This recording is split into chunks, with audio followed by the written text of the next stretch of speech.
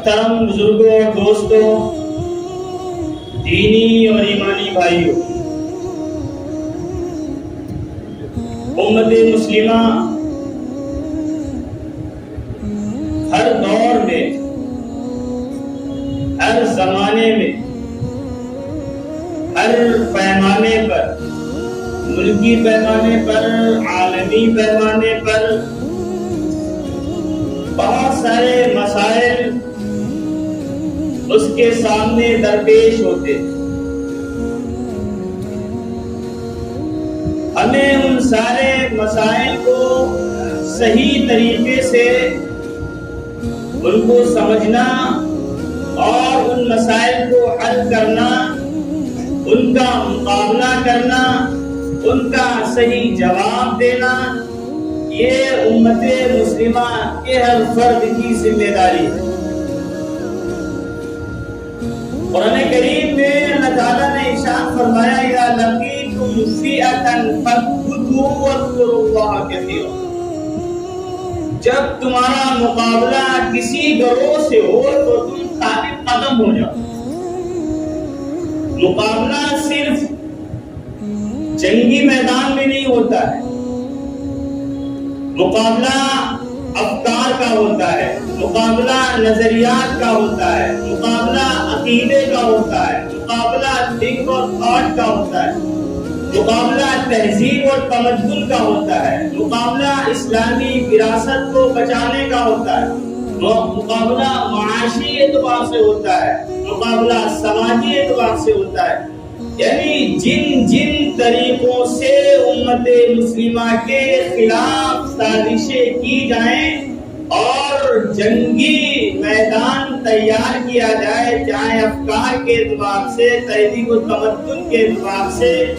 اور معاشی اعتبار سے، عقیدے کے اعتبار سے، عبادت کے اعتبار سے، ہر اعتبار سے ہر میدان میں تم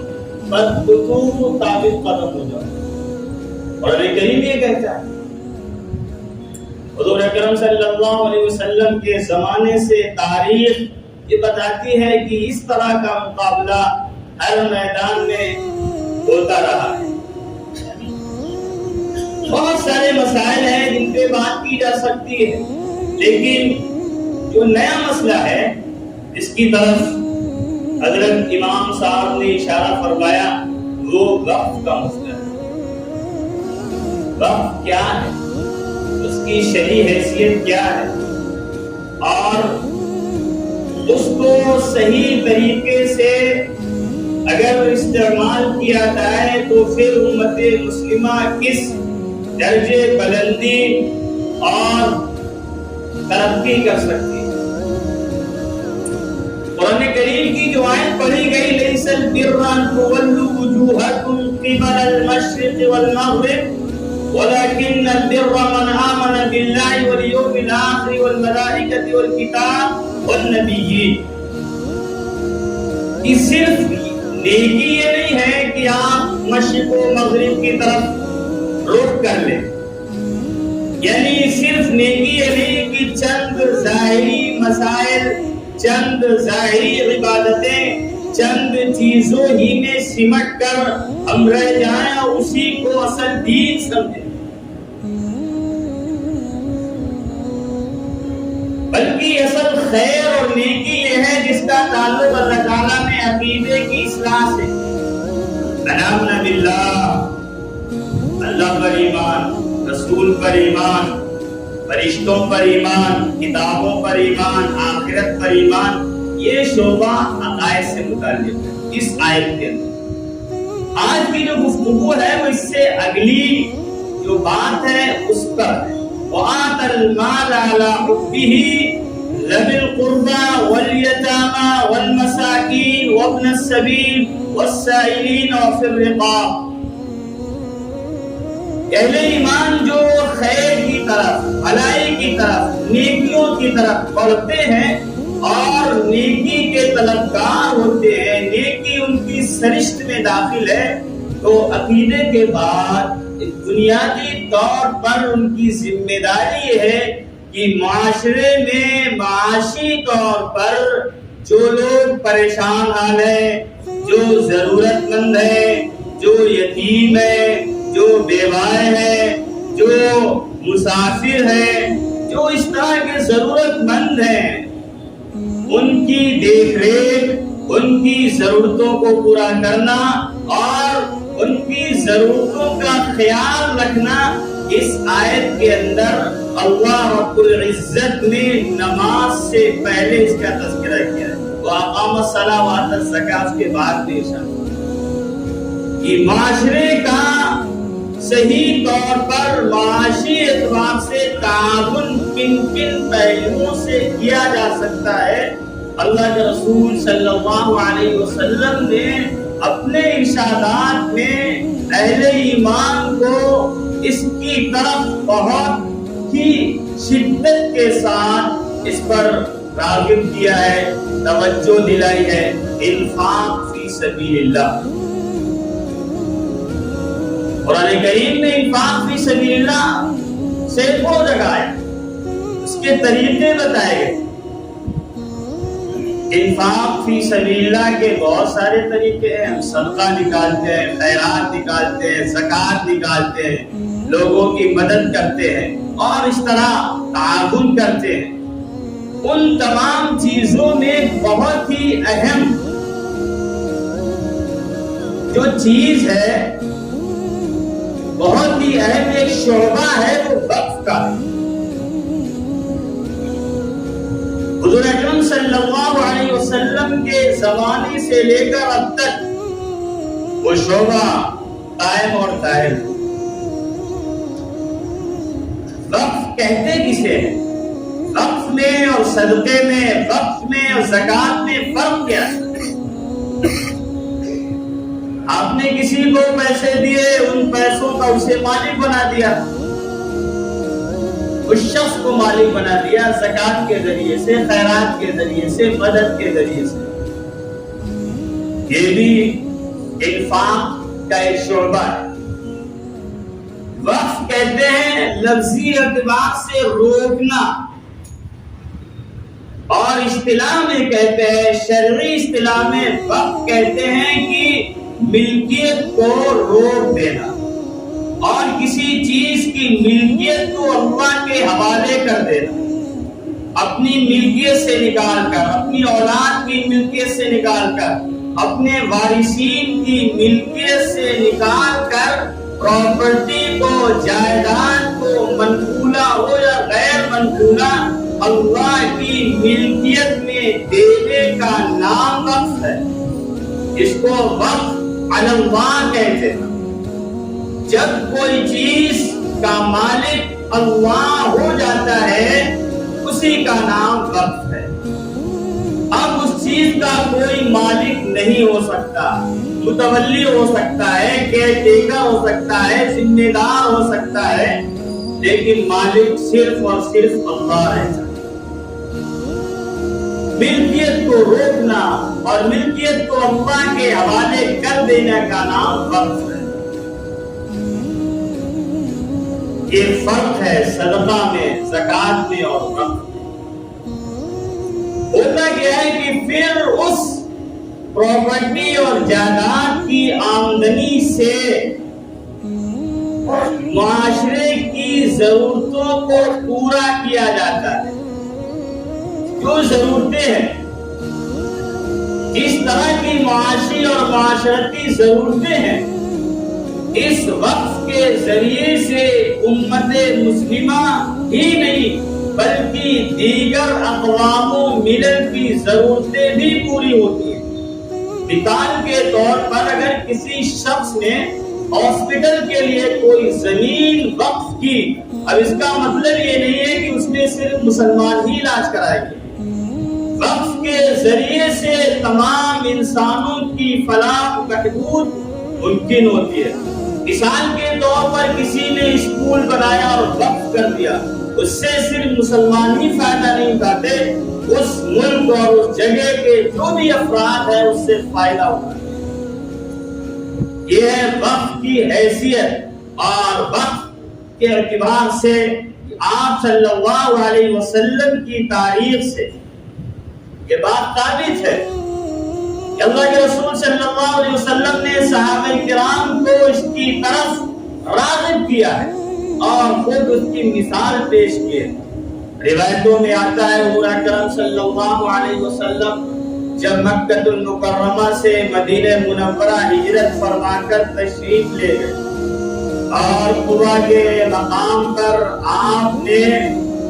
سکونت اختیار کی اور مسجد قبا جہاں پر بنائی ہے اس میں زمین وقف کے طور پر اللہ کے رسول صلی اللہ علیہ وسلم نے۔ اسی طرح ایک موقع پر مخیرق نامی ایک شخص، اس کا تعلق یہود سے تھا اور اس نے بہت بڑی پراپرٹی اللہ کے رسول کے حوالے کی۔ اللہ کے رسول صلی اللہ علیہ وسلم نے اس کو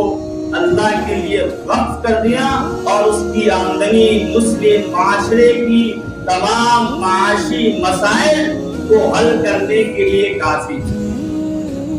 اس کی مثالیں ایک نہیں، دو نہیں، سینکڑوں نہیں، ہزاروں کی تعداد میں صحابہ کرام کی زندگی میں ملتی ہے۔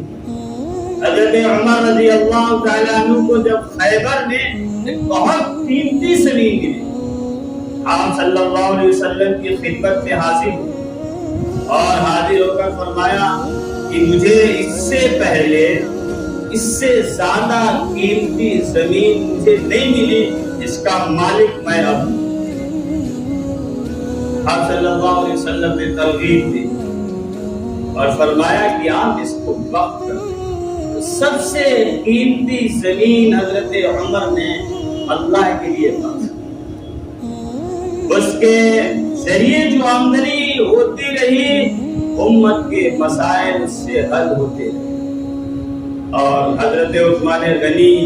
ان کو غنی کہا گیا ہے، ان کی مثالیں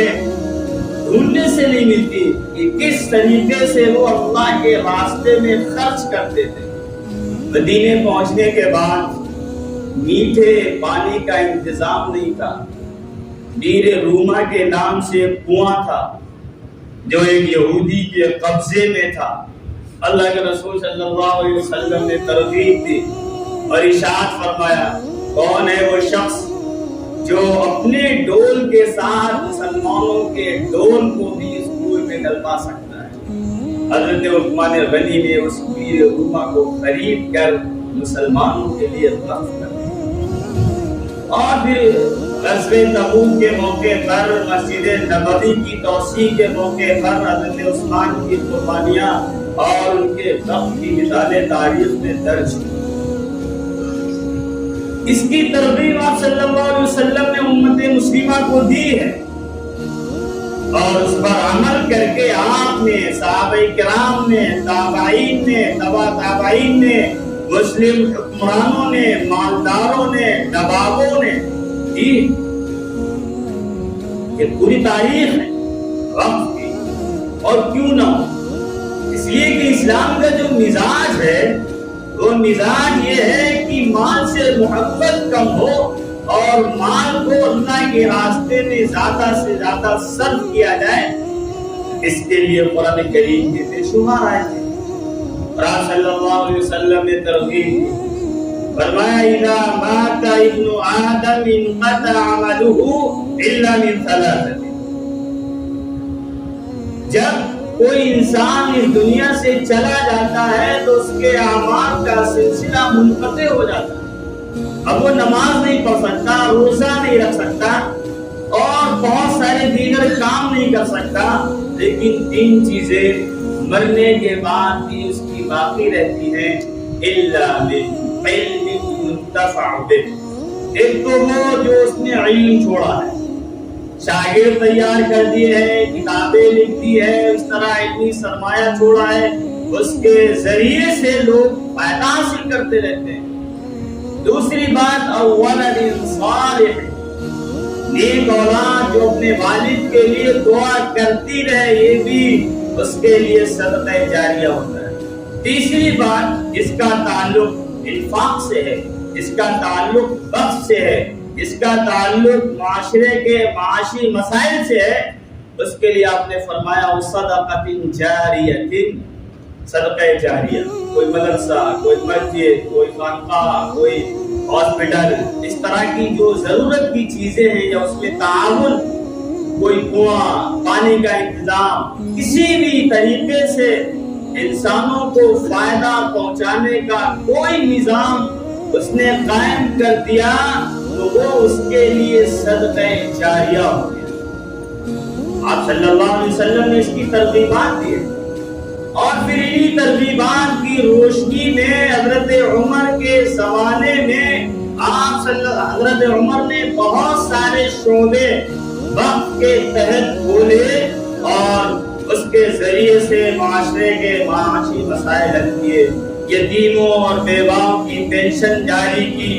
دودھ پلانے والی عورتوں کا وظیفہ جاری کیا، ائمہ اور مؤذنین کے لیے حضرت عمر نے باقاعدہ وظیفہ جاری کیا۔ روایتوں میں، تاریخ میں آتا ہے تقریباً 4000 مساجد کا انتظام و انصرام حضرت عمر نے وقف کے ذریعے سے۔ وقف کی شرعی حیثیت کیا ہے؟ آپ جب فقہ کی کتابوں کو دیکھیں گے اور پڑھیں گے تو فقہا نے جس طرح کتاب الصلاۃ نماز کا باب، کتاب الصوم روزے کا باب، کتاب قیام اللیل تہجد کا باب، اور اسی طرح کتاب الزکات زکات کے تعلق سے باب، اسی طرح کتاب الوقف کے مسائل فقہا نے فقہ کی کتابوں میں مدون کیے ہیں۔ اس طرح نماز کے مسائل ہیں، اسی طرح وقت کے مسائل، اس طرح نماز کی عبادت کے اعتبار سے حیثیت ہے، اسی طرح وقت کی ایک حیثیت ہے اسلام میں اور شریعت اسلامیہ۔ اب مسئلہ ہندوستان کے وقف کا، ہندوستان میں وقف کا نظام کب سے قائم ہے؟ ہندوستان میں وقف کا نظام خاص طور پر جب ملک میں مسلم حکمرانوں کی بادشاہ تھی، اس وقت سے وقف کا نظام قائم۔ بادشاہوں نے بڑی بڑی جاگیریں، بڑی بڑی جائیدادیں وقف کے لیے الاٹ کر دی تھی اور ان کی آمدنی سے بہت سارے معاشی مسائل علاقے کے حل ہوتے، اور خاص طریقے سے فیروز شاہ تغلق کے زمانے سے وقف کا باقاعدہ نظام ہندوستان کی سرزمین پر قائم ہوا۔ بادشاہوں کی طرف سے، نوابوں کی طرف سے، مالداروں کی طرف سے وقف فی سبیل اللہ کی جائیدادیں وقف کی جاتی رہی اور ان کے ذریعے سے لوگوں کے مسائل حل ہوتے رہے۔ اسی لیے آج ہندوستان میں وقف کی جائیداد جو ہے وہ ریل اور ڈیفینس کے علاوہ سب سے زیادہ ہے۔ ڈیفینس کے پاس اور ریل کے پاس جتنی املاک ہے، جتنی جائیداد ہے، اس کے بعد تیسرے نمبر پر ہندوستان میں سب سے زیادہ جو جائیداد ہے، پراپرٹی ہے، وہ وقف کی۔ حکومت کے اعتبار سے تقریباً 8,72,000 ایکڑ زمین وقف کی ہوتی ہے۔ اب مسئلہ اتنا بڑا اثاثہ، اتنی بڑی پراپرٹی جس کا ایریا بہت سارے ملکوں سے بڑا ہے، بہت سارے ملکوں سے چھوٹے ہیں، چھوٹے چھوٹے جو ملک ہیں ان ملکوں سے بڑا وقف کا ایریا ہندوستان میں مسلمانوں کا ایک بہت بڑا سرمایہ ہے۔ اب مسئلہ یہ ہے کہ اتنا بڑا سرمایہ، اتنی بڑی پراپرٹی کے بعد ہندوستان کے بہت ساری رپورٹوں کے مطابق سب سے زیادہ غریب مسلمان، جن کے پاس سب سے زیادہ پراپرٹی۔ آپ اس پر جب نظر کریں گے، اس کا جائزہ لیں گے تو پھر بات ہماری ہی طرف پلٹ کر آئے۔ جن کو ذمہ دار بنایا گیا، جن کو کیئر ٹیکر بنایا گیا، جن کو اس کا متولی اور صدر بنایا گیا، انہوں نے ہی اس میں خرد برد قبضہ بیچنا یہ سب کیا، اس کے نتیجے میں بہت سارے مسائل،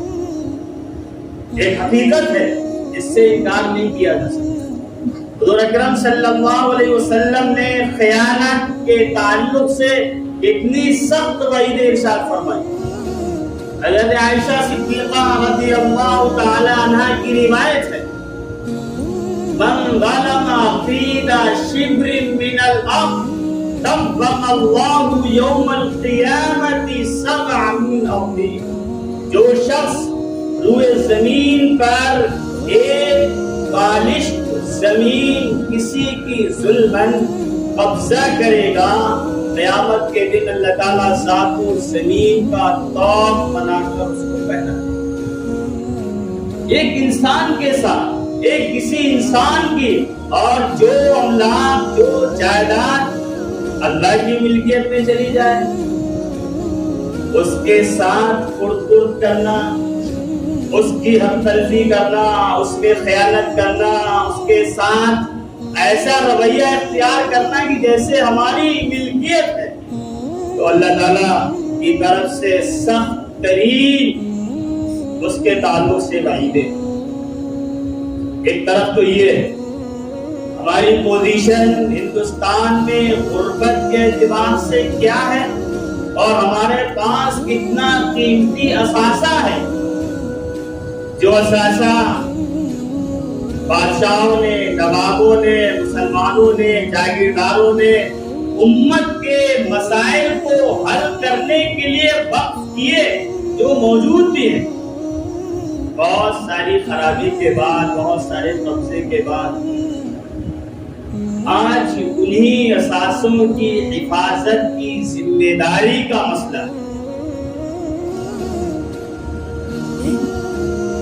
جیسے جیسے وقت کیے جاتے رہے، لوگ ذمہ دار بنائے جاتے رہے، لوگوں کی نیتیں خراب ہوتی رہی، حکومتوں کی نیتیں خراب ہوتی رہی، انگریزوں کی بھی نیتیں خراب ہوئی، اور پھر اس طرح کے وقف ایکٹ انگریز حکمرانوں کے زمانے میں بھی بنے۔ آزادی کے بعد 1953 میں باقاعدہ وقف ایکٹ تیار ہوا۔ جب دیکھا گیا کہ لوگ خود کر رہے ہیں، اپنی ملکیت سمجھ رہے ہیں، جو امت کا جو طبقہ فکر مند تھا اس نے کہا کہ یہ تو ساری مسلمانوں کے اثاثے اس طرح نکلتے چلے جائیں گے، کیوں نہ حکومت کی طرف سے اس پر باقاعدہ ایک کوڈ بنایا جائے، ایکٹ بنایا جائے، قانون بنایا جائے، تاکہ حفاظت ہو سکے۔ اس کا سلسلہ انگریزوں کے زمانے میں بھی تھا، اور بعد میں باقاعدہ پھر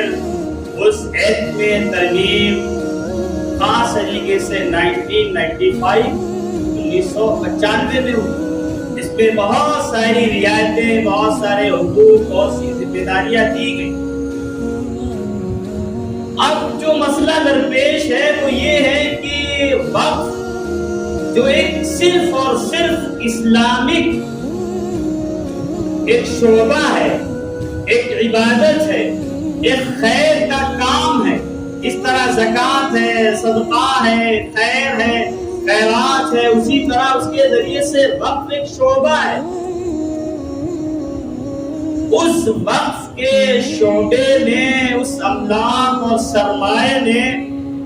حکومت کی نظریں کیوں نہ خراب ہوں، اتنا بڑا سرمایہ ان کے پاس، اس کو قبضے میں لیا جائے،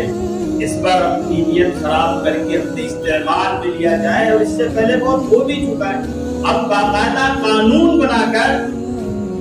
مسلمانوں کے اس اثاثے پر ڈاکہ ڈال کر ان کو اور زیادہ معاشی مسائل سے بحران کر کے اپنے ظلم اور زیادتی کی آگ اور پیاس بجھائی۔ جو قانون تھا وہ تھا، اس میں اس طرح کی کوئی بات نہیں۔ اب جو قانون کے اندر، ایکٹ کے اندر جو سنشودھن کیا گیا، جو تبدیلی اور ترمیم کی گئی، اس میں بنیادی طور پر یہ بات ہے کہ جو ضلع کا کلیکٹر ہوگا وہ جس زمین کو، جس پراپرٹی کو کہے گا یہ وقف کی ہے تو اس کی بات مانی جائے گی، اور یہ وقف کی نہیں ہے تو اس کی بات مانی جائے گی۔ وقف اپنا پکش بھی نہیں رکھ سکتا، اپنی بات بھی نہیں کر سکتا، آخری بات کلیکٹر کی ہوگی۔ اب بتائیے جس ملک کی ذہنیت اور وہاں کے حکمرانوں کی اور اس طرح کے لوگوں کی ہو، جو ذرا سی بات میں کسی مسجد میں کسی نے تھوڑی دیر کے لیے کوئی ہنگامہ کر دیا اور وہ لوگ پھر پہنچ جاتے ہیں کورٹ میں اور مسجد کو بند کر دیا جاتا ہے، اور پھر چند سالوں کے بعد کوئی فیصلہ آ جاتا ہے۔ جہاں کی ذہنیت یہ ہو تو وہاں کے حاکموں کی طرف سے وقف کی املاک ان کے حوالے کی جائے گی۔ آدمی سوچ سکتے، بہت ساری مسجدیں نشانے پہ آ جائیں،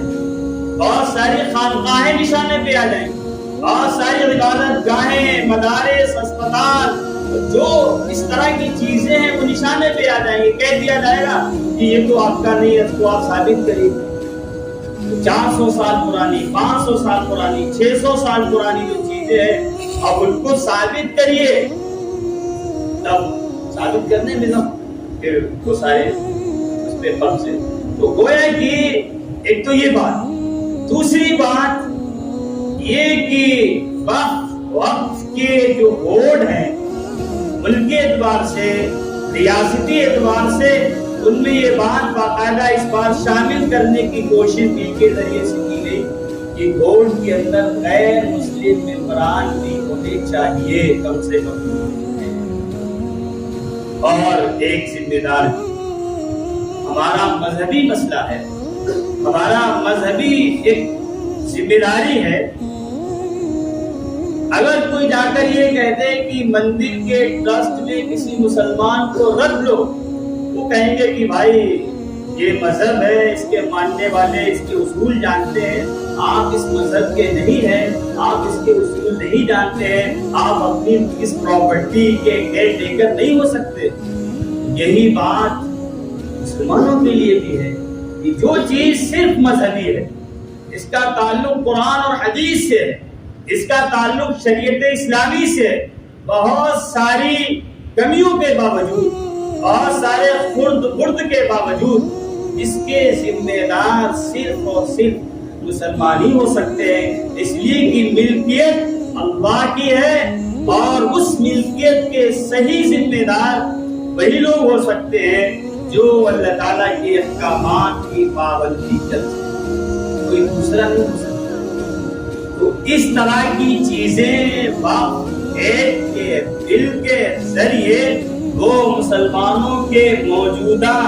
اثاثے پر قبضہ کر کے دھیرے دھیرے ان پر اپنی زمین کو قبضہ کر اپنے اس میں لانا چاہتے ہیں، اور مسلمانوں کو اس سے بے دخل کرتے ہیں۔ اب یہ بات ہمارے اور آپ کے لیے کسی بھی طرح درست نہیں کہ ہم اپنے سامنے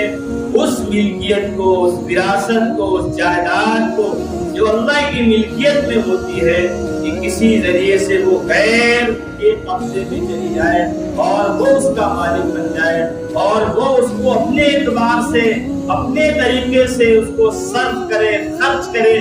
اس لیے اس کو بالکل بھی برداشت نہیں کیا جا سکتا۔